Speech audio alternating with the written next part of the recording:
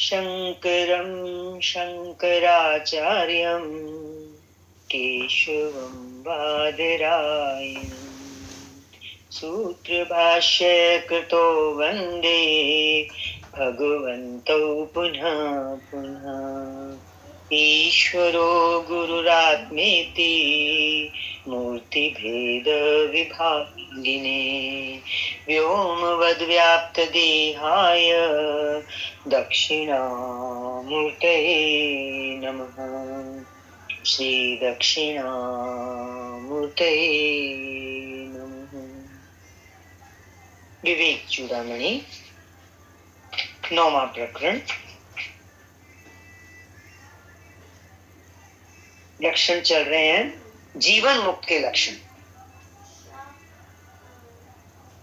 तो यही बताया था कि वासना रहित कर्म बंधन का कारण नहीं बनता और जीवन मुक्त का जो कर्म होता है वो इसी प्रकार का होता है, विकार रहित कर्म होता है जीवन मुक्त का। इसी क्रम में जीवन मुक्त के लक्षण आगे देखें। श्लोक का अनुवाद है। प्रारब्ध की समाप्ति पर्यंत, जब तक प्रारब्ध पूरी होती है, छाया के समान सदैव साथ रहने वाले इस शरीर के वर्तमान रहते हुए भी इसमें अहम मम भाव, माना मैं और मेरापन का अभाव हो जाना जीवन मुक्त का लक्षण। क्लियर हो रही है बात? सिंपल पॉइंट है, बहुत बार सुना होगा कि अगर हमारे में इस शरीर में के रहते हुए हमारे अंदर अहम भाव, मैं, मम भाव, मेरा, ये समाप्त हो जाए तो जीवन मुक्त का ये लक्षण माना जाता है। व्याख्या देखिए। मनुष्य का वर्तमान शरीर प्रारब्धवश मिला है। हमेशा सुना होगा शरीर की रचना पिछले जन्मों के कर्मों के अनुरूप होती है, प्रारब्ध के अनुरूप।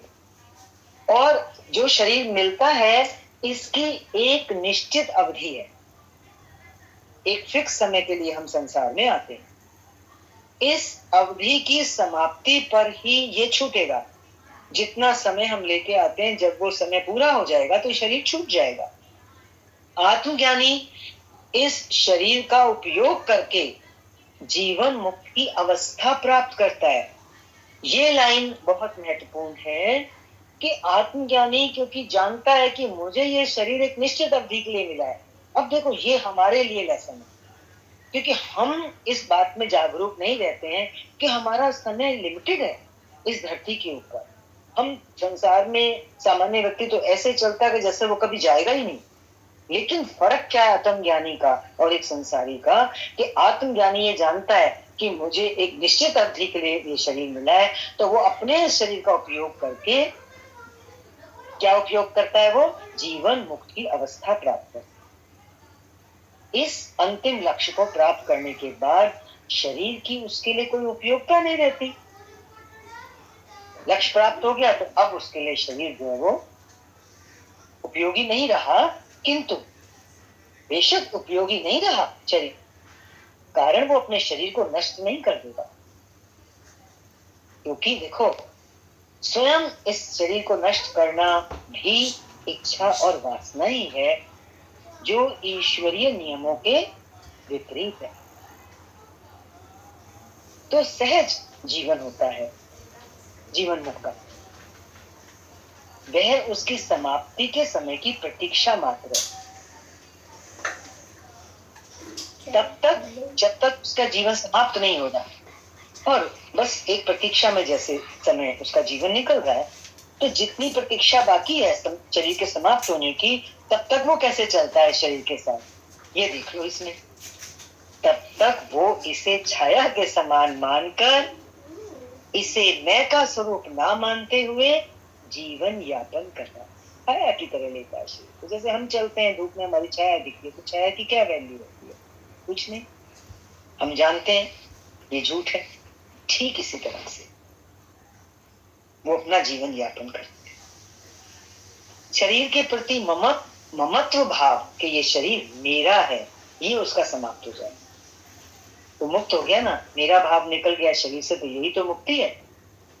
और यही कह रहे हैं कि जीवन मुक्त ज्ञानी का यही लक्षण है। जीवन मुक्त ज्ञानी का क्या लक्षण है कि वो शरीर को छाया की तरह समझता है, लेकिन कब, जब उसको जीवन मुक्त की अवस्था प्राप्त हो जाती है, तब तक तो वो अपने शरीर को उपयोग करता है अपने इस अंतिम लक्ष्य को प्राप्त करने के लिए। शेष समय जो उसका बचा वो उसको छाया की तरह देता है। अगले श्लोक का अनुवाद है, बीती हुई बात को याद ना करना, नंबर 1। भविष्य की चिंता ना करना, नंबर 2। वर्तमान में प्राप्त हुए सुख दुख आदि में उदासीनता, न्यूट्रल, नंबर 3। ये जीवन मुक्त का लक्षण है। व्याख्या में देखो, जीवन मुक्त पुरुष केवल आत्मा में स्थित हो जाता है, कूटस्थ। फिर वो आत्मा कैसी है? कूटस्थ है, हिलती नहीं, बिल्कुल कुछ नहीं है उसमें। जीवन मुक्त पुरुष भी की स्थिति भी ऐसी है। जीवन मुक्त पुरुष केवल आत्मा में स्थित हो जाता है, जिससे उसके सभी कर्म फल नष्ट हो जाते हैं और जो कुछ प्राप्त करना था वो उसे प्राप्त हो गया। इसलिए भविष्य की चिंता छोड़ देता है कि आगे उसकी आगे क्या गति होगी, उसके भविष्य का क्या होगा, आदि आदि ये सब वो नहीं सोचता। और प्रारब्धवश मिले वर्तमान जीवन में आए हुए सुखों की भी चिंता नहीं करता कि अरे ये सुख मिला है चला ना जाए, और ना दुखों से विचलित होता है। कोई बड़ा पहाड़ टूट पड़ा, कोई दुख आ गया बड़ा, तो उससे भी वो विचलित नहीं होता है, बल्कि कैसे चलता है वो? धैर्य पूर्वक सुखों को भी और दुखों को भी ईश्वर इच्छा समझकर दोनों के प्रति उदासीन हो जाता है। जैसा होता है सब स्वीकार कर लेता है, रजा में राजी, कोई प्रतिक्रिया नहीं करता। इतनी सर्दी क्यों हो गई, इतनी गर्मी क्यों हो गई, करते ना प्रतिक्रिया। लेकिन जीवन मुक्त पुरुष की कोई प्रतिक्रिया नहीं होती। जीवन कैसे भी चले, जीवन में कुछ भी घटे, दुख आए चाहे सुख आए, ये ही जीवन मुक्त के लक्षण हैं।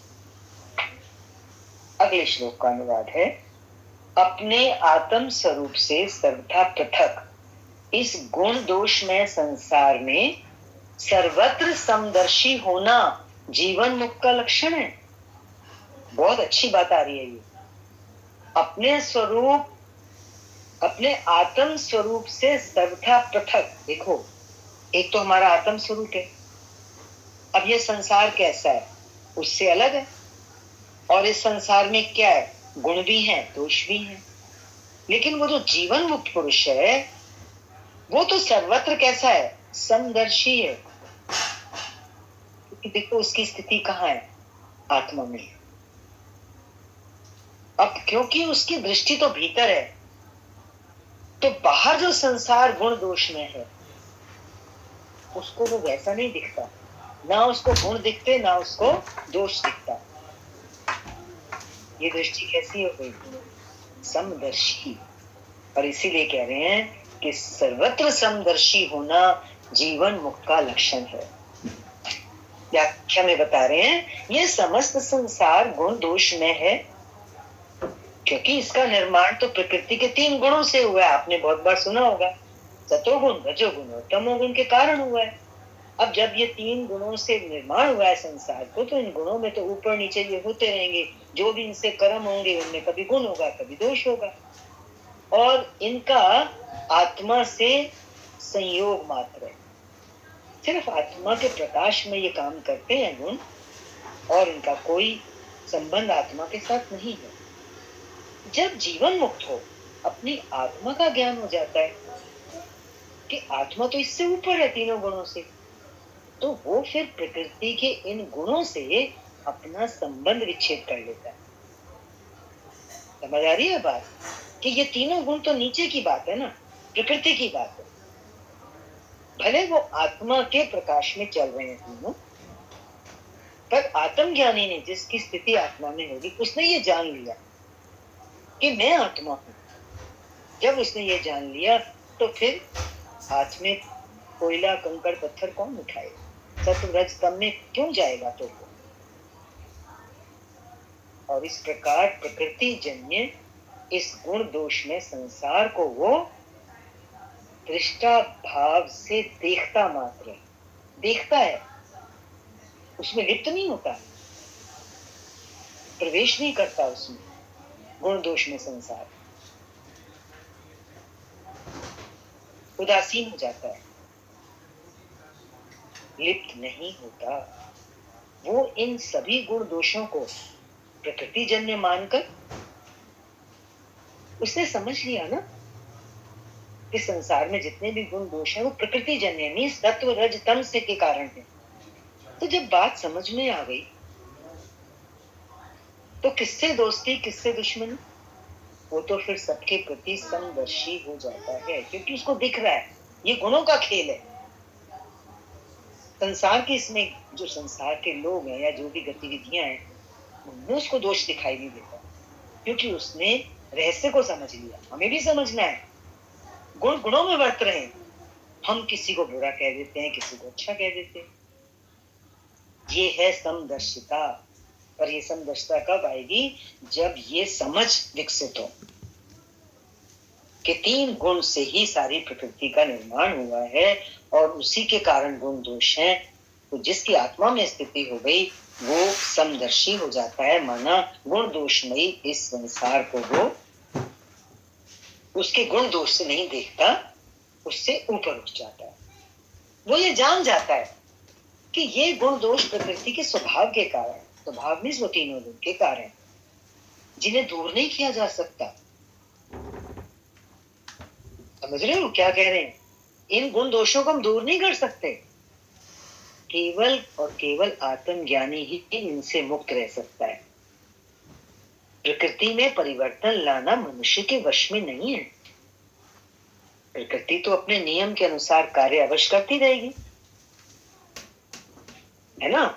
जो ज्ञान में आ गया, आत्मा में ऊपर उठ गया, तो अब वो चाहे कि कुछ परिवर्तन प्रकृति में मैं ले आऊं तो नहीं ला सकते, प्रकृति अपने नियम के अनुसार चलती रहेगी।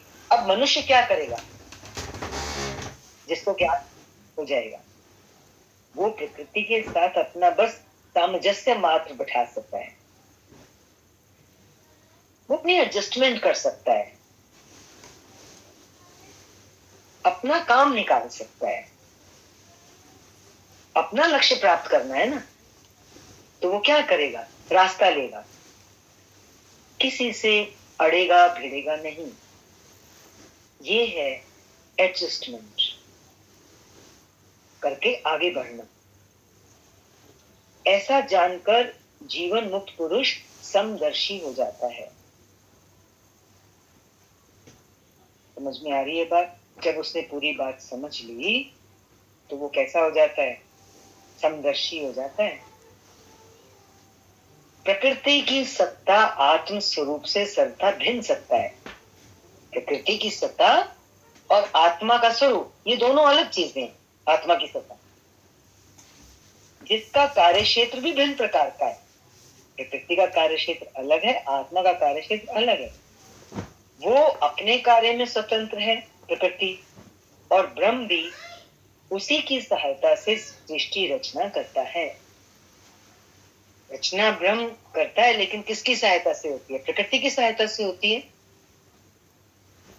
ब्रह्म उसका स्वामी होते हुए भी, किसका, प्रकृति का स्वामी होते हुए भी उसके कार्य में और विधि विधान में हस्तक्षेप नहीं करता। देखो प्रकृति के कार्य किससे हो रहे हैं, 3 गुणों से। सारा विधि विधान उसी के आधार पे चलेगा। बोला ना, हम किसी को परिवर्तन नहीं ला सकते किसी के अंदर, सब अपने प्रकृति जो अपने नियम के अनुसार चलेगी। प्रकृति में परिवर्तन लाना मनुष्य के वश में नहीं है, ऊपर उन्होंने बोल दिया। तो ये सब ब्रह्म उसका स्वामी होने के बावजूद भी, किसका, प्रकृति का, उसके कार्य में और विधि विधान में कोई हस्तक्षेप नहीं करता है। मात्र एकमात्र वो दृष्टा होकर रहता है। वो अपना कार्य करने में पूर्णतः स्वतंत्र है प्रकृति। इस इसकी स्वतंत्र सत्ता मानी गई है। किसकी? माया की। वो जो अनादि है, किंतु मनुष्य इससे मुक्त हो सकता है। माया अनादि है, परमात्मा इसमें कोई हस्तक्षेप भी नहीं कर रहा, स्वतंत्र छोड़ रखा है। लेकिन यदि मनुष्य चाहे तो इससे मुक्त हो सकता है, इसके प्रभाव से, लेकिन इसके प्रभाव से नहीं बच सकता।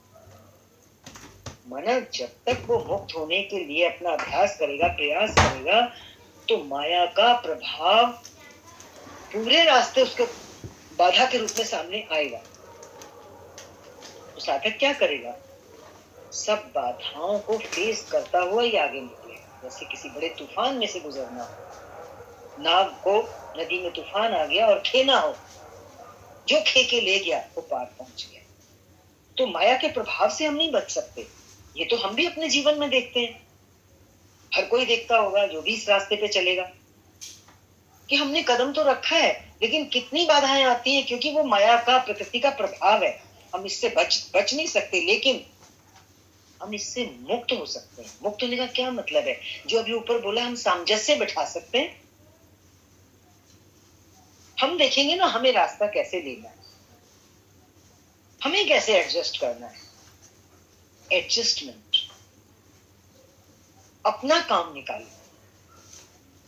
इसलिए वह प्रकृति के द्वारा उत्पन्न सुख दुखों को सहन करता हुआ समदर्शी हो जाता है।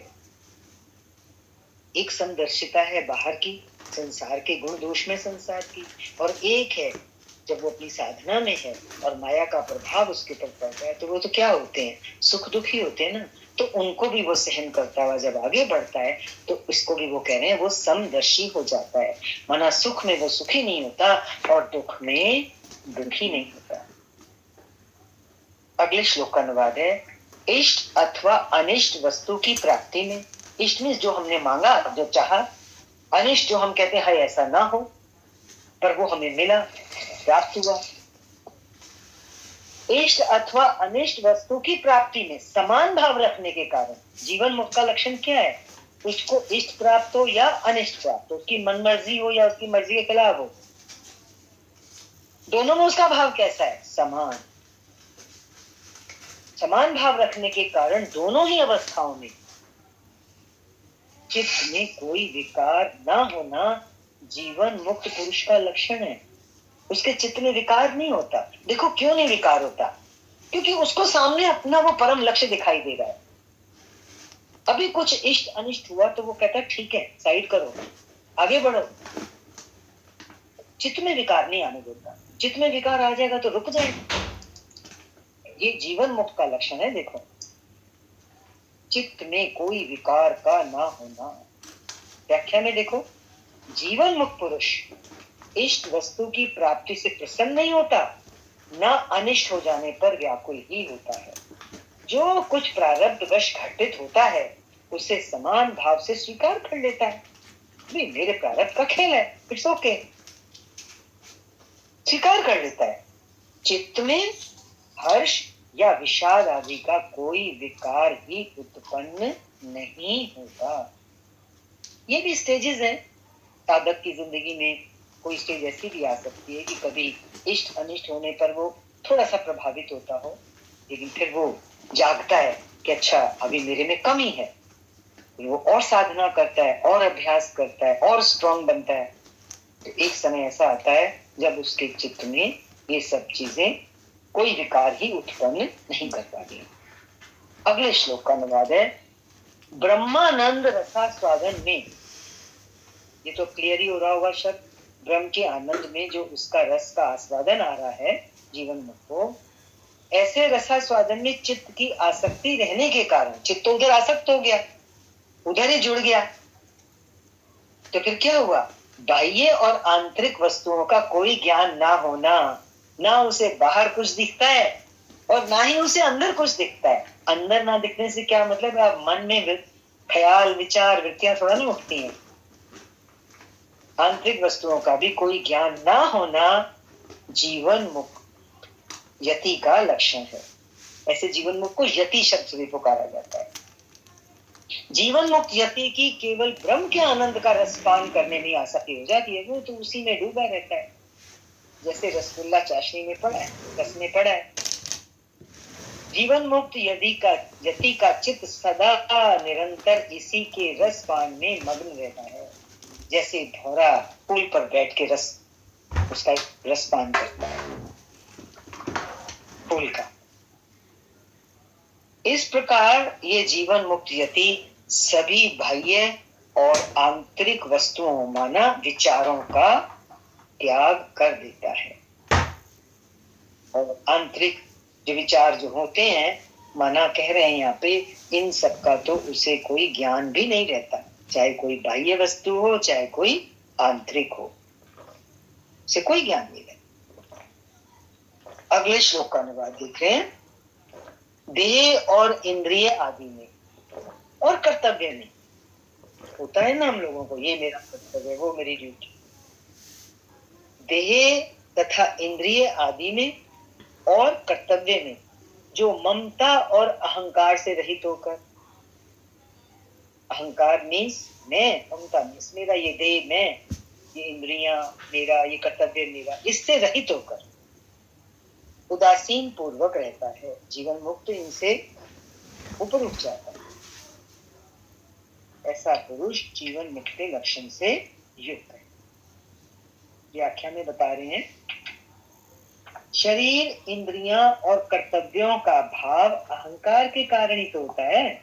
अब ये तो बार बार बताने की जरूरत नहीं है, बहुत बार सुन लिया। हमारे में अहम भाव है कि मैं ये शरीर हूँ, इंद्रियां मेरी हैं, ये मेरे कर्तव्य हैं, ये अहंकार के कारण ही है, जिससे वह इन्हें अपना स्वरूप समझकर इनमें आसक्त होता है।